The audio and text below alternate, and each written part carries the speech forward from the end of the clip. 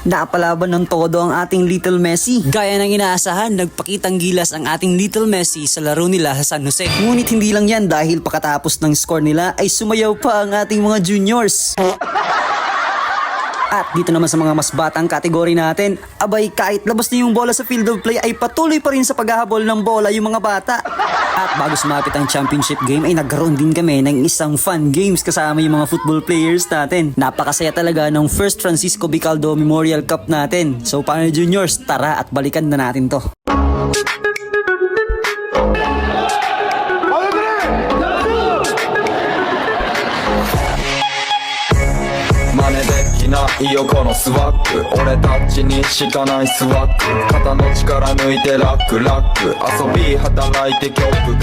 Ako nga pala Sir Coach Francis at pangarap ko ang ma-inlove din kayo sa football, kagaya ko.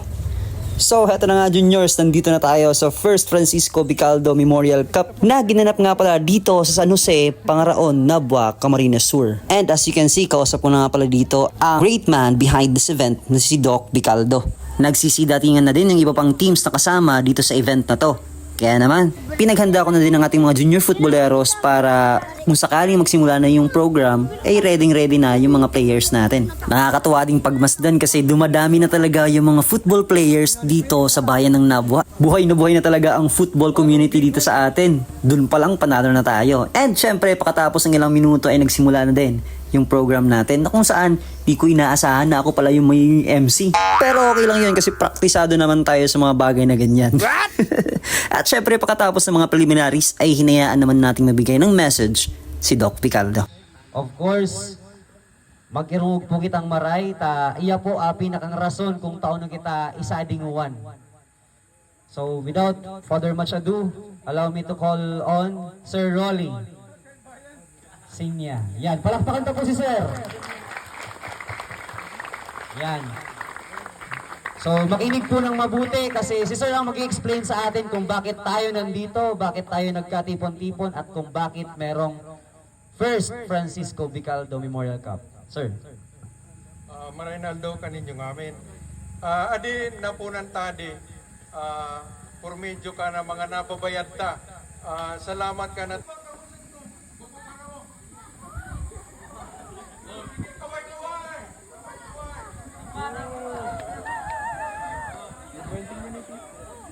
Pati po adi mga sira, nagpapasalamat man kaninyo.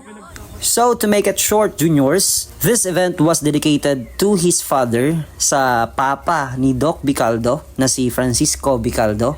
And syempre, sa message din ni Sir, it was highlighted na napaka-importante at dapat tayong maging thankful sa ating mga magulang. Kasi sila yung rason kung bakit tayo nandito at sila rin yung number 1 na supporters natin sa lahat ng bagay. Kaya naman tinawag ko na lahat ng parents na nandito sa event na to at nag-group picture kami kasama yung mga players natin, coaches, trainers, and guests sa event na to. Pero bago pa man magsimula yung laro, abay parang meron na agad na nanalo dahil si Doc Bicaldo ay namigay ng mga football shoes sa ating mga young football players. Wow. Hindi lang basta football shoes dahil brand new football shoes ito from US. Napakabait talaga nitong si Doc. O paano juniors? Simulan na natin ang first game dito sa First Francisco Bicaldo Memorial Cup. And by the way, tayo rin nga pala magiging main referee sa first game ng larong ito. So paano? Tara at panuurin na natin ang ilan sa magiging highlights sa laro between San Antonio and ABC Stars of San Jose, Nabua, Camarines Sur. Let's go!